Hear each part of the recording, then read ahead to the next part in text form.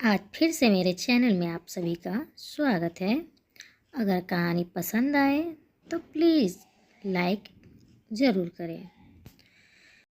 मुझे माफ़ कर दो माँ, आज के बाद मैं कभी भी चोरी नहीं करूँगा। प्रकाश अपनी माँ अनीता से कहता है। अनीता कहती है, सिर्फ चोरी नहीं बल्कि प्रतिज्ञा कर कि आज के बाद से तू कभी भी मुझसे झूठ नहीं बोलेगा। कोई ऐसी बात नहीं करेगा जिससे मुझे दुख पहुँचे और हमेशा एक सच्चा देशभक्त बन के रहेगा। मैं प्रतिज्ञा करता हूँ माँ, ऐसा कोई काम नहीं करूँगा। प्रकाश अपनी माँ के हाथ पकड़कर प्रतिज्ञा लेता है। अनीता गोली गांव में रहने वाली एक साधारण सी औरत थी। गांव में कपड़ा बनाने की फैक्ट्री में काम करके अपना घर चलाती और प्रकाश की पढ़ाई का खर्च उठाती थी। वह अच्छी माँ ही नहीं बल्कि जिसने अपने बेटी को अच्छी पढ़ाई और संस्कार दिए, बल्कि एक सच्ची देशभक्ति भी थी। जब उसकी शादी प्रकाश के पिता अनिल से हुई तो वह खुश थी। उसे लगा था जैसे सारे जहां उसे मिल गया है। अनिल उसका बहुत ध्यान रखता था और उससे बहुत प्यार भी करता था। प्रकाश के पैदा होने के वक्त उसने घर, अनीता और अपना काम बहुत अच्छे से संभाला था। स्वर्ग जैसा सुंदर माहौल था उसके घर में। तभी एक दिन जब अनिल घर में नहीं था तो पुलिस उसके बारे में पता करने आती है। अनिल कहाँ है? पुलिस वाला पूछता है। वो घर में नहीं है, आपको क्या काम है? अनीता जवाब देती है, तुम्हारा पति एक देशद्रोही है। उसने देश के बहुत बड़े दुश्मन का साथ दिया है। कल जो पास के शहर में बम फटा था, जिसमें कई लोगों ने अपनी जान गंवाई और कई घायल हुए, उसमें तुम्हारे पति का भी हाथ था। जल्दी बताओ वह कहाँ है? अनीता चौंक जाती है। वो कहती है, जब वह आएंगे मैं आपको खुद ही खबर कर दूंगी। अनिल के घर पर न मिलने पर पुलिस उस वक्त वहाँ से चली जाती है। कुछ देर बाद जब अनिल वापस लौटता है तभी पुलिस उसे धर दबोच लेती है। अनीता के सामने अनिल अपना गुनाह कबूल कर लेता है। मुझे माफ़ कर दो अनीता, मैंने पैसों की खातिर यह काम किया। मैं बुरा आदमी नहीं हूँ। उतना बड़ा हादसा होगा मुझे नहीं पता था। अनीता मौन रहती है। वह कुछ नहीं कह पाती और पुलिस उसके सामने ही अनिल को पकड़ लेकर जाती है।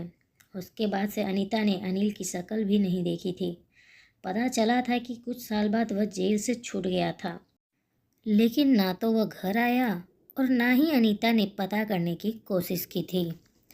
आज जब प्रकाश ने पहली बार चोरी करी तो वह डर गई थी कि प्रकाश कहीं अपने पिता के नक्शे कदम पर न चलने लगे। प्रकाश बढ़ती उम्र का बच्चा था। वह ज़्यादा बड़ा नहीं था, पर बचपन से उसने अपनी माँ को मेहनत करते देखा था, इसलिए अपनी उम्र से वह कहीं ज़्यादा समझदार बच्चा था। एक दिन प्रकाश देर रात को अपने कमरे में बैठकर पढ़ रहा था। कुछ दिनों बाद उसके इम्तिहान शुरू होने वाले थे। अनीता दूसरे कमरे में सो रही थी। प्रकाश को लगा उसकी खिड़की के पास कोई है। वह थोड़ा डर जरूर गया था, पर उसने फिर भी टॉर्च की मदद से बाहर जाकर देखा तो वह चौंक गया। बाहर उसके पिता जख्मी हालत में दीवार के सहारे खड़े थे। प्रकाश ने दरवाज़ा खोला और उनको अंदर आने में मदद करी। उसने अपने पिता को आराम से चारपाई पर लिटाया और उनके लिए पानी लेने गया। पहले तो उसने सोचा कि माँ को उठाता हूँ, पर वह डर गया कि माँ न जाने कैसे प्रतिक्रिया करेगी। कहीं वह पिताजी के इलाज को मना न करके पुलिस को ही बुला लेगी। वह उसी कसमकस में था कि पिता के कराहने की आवाज़ आती है। उसने कमरे का दरवाज़ा बंद करा और पिता को पानी पिलाया। प्रकाश दवाई का डिब्बा लेकर आता है। रुई से उनके जख्मों को साफ करता और फिर दवाई के डब्बे से ट्यूब निकालता है। दवा लगाने से पहले वह पिता के कपड़े बदलने में मदद करता है।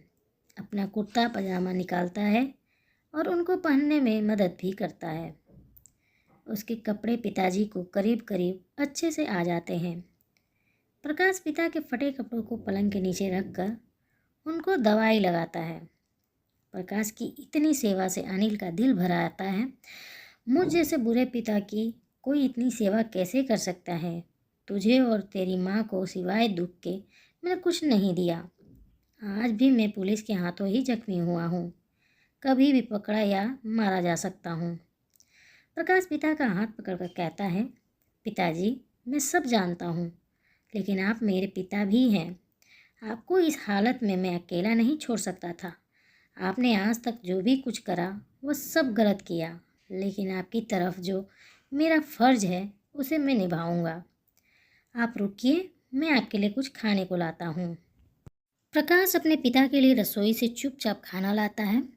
खाना खाकर और थोड़ा आराम करके मुंह अंधेरे ही अनिल चला जाता है।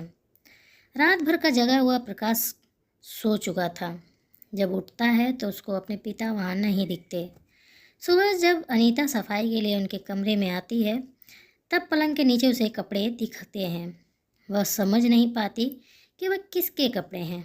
वह सोचती है, जब प्रकाश स्कूल से आएगा तब पूछूंगी। स्कूल से आते ही माँ के कुछ कहने से पहले ही प्रकाश उसको सारी बात सच सच बता देता है। अनीता सुनकर स्तब्ध रह जाती है। वह प्रकाश से कुछ नहीं कहती और चुपचाप अपने काम में लग जाती है। एक तरफ तो उसकी माँ यह सोचकर दुखी थी कि उसके बेटे ने उसे झूठ बोला था, लेकिन दूसरी तरफ यह सोचकर मन में सुकून भी था कि प्रकाश ने एक अच्छे बेटे होने का फर्ज निभाया था। कुछ दिनों तक वह ऐसे ही चुपचाप अपने काम में लगी रहती है। एक दिन प्रकाश बेचैन होकर माँ से पूछ लेता है, माँ, आप मुझसे नाराज़ हैं? मैंने प्रतिज्ञा तोड़ी, आपसे झूठ बोला है। मैं तो बस एक अच्छे बेटे का फ़र्ज पूरा कर रहा था, एक पिता की तरफ।